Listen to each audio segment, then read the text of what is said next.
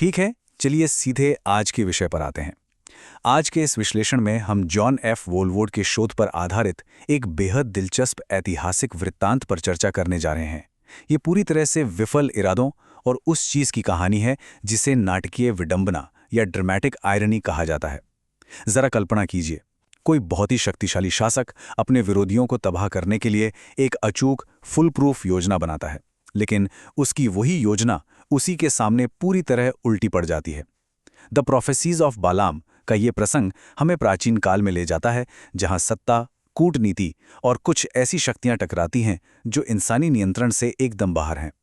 हम देखेंगे कि कैसे एक सोची समझी कूटनीतिक चाल इतिहास के सबसे बड़े आश्चर्यों में बदल गई। इस पूरी घटना के केंद्र में एक बहुत ही बुनियादी लेकिन सच में चौंकाने वाला सवाल छिपा है।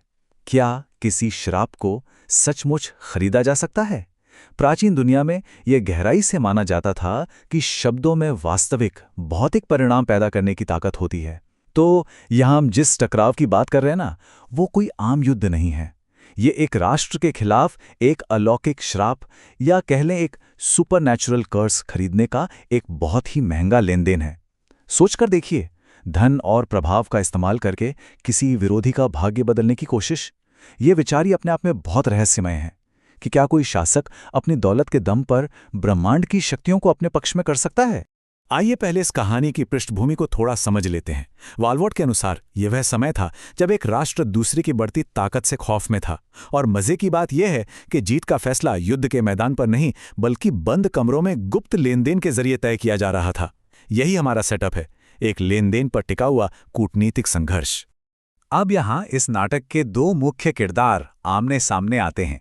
नंबर्स यानी गिनती की पुस्तक के अध्याय 22 से 24 में हमें ये पूरा विवरण मिलता है। एक तरफ है मोआब के राजा बालाक, एक ऐसा राजा जो इज़राइल के बढ़ते प्रभाव से पूरी तरह डरा हुआ है और किसी भी कीमत पर उन पर श्राप लाना चाहता है। और दूसरी तरफ बालाम है, जो एक नबी या भविष्यद्वक्ता है। राजा बालाक का लक्ष्य एकदम साफ है। वह अपनी सारी कूटनीतिक और आर्थिक ताकत लगाकर बालाम को काम पर रखना चाहता है ताकि वो इज़राइल को श्राप दे।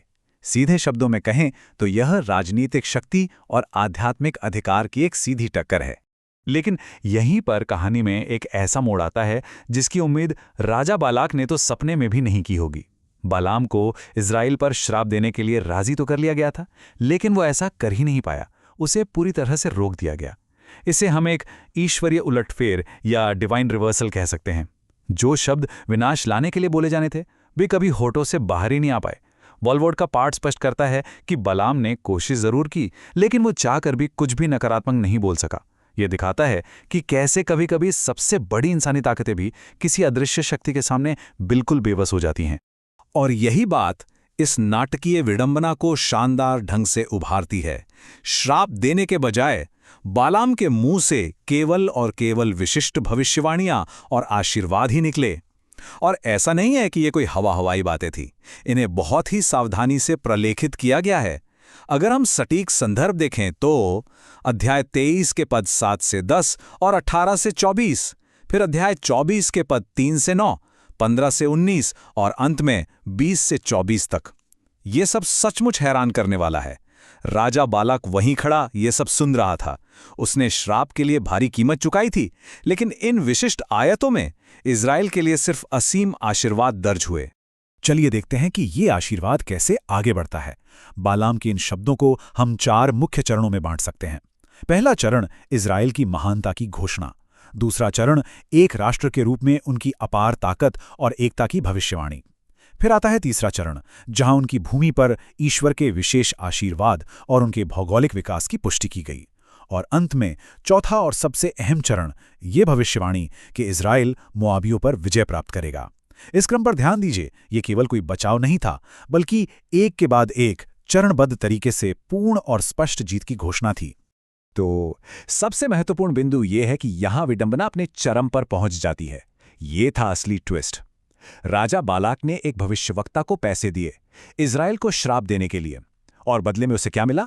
उसी भविष्यवक्ता ने यह घोषणा कर दी कि इज़राइल मोआबियों को यानी खुद राजा बालाक के लोगों को पूरी तरह से हरा देगा। जरा उस पल के बारे में सोचिए। कोई अपने सबसे बड़े दुश्मन को तबाह करने के लिए किसी को काम पर रखे और वो व्यक्ति उसी के मुंह पर उसी के विनाश की पक्की भविष्यवाणी कर दे। यह सिर्फ एक कूटनीतिक विफलता नहीं थी, ये एक ऐतिहासिक अपमान था। वॉलवर्ट का शोध हमें याद दिलाता है कि ये पूरी घटना केवल एक पुरानी कहानी भर नहीं है। जैसा कि स्पष्ट रूप से दर्ज किया गया है, ये इतिहास में पूरा हुआ।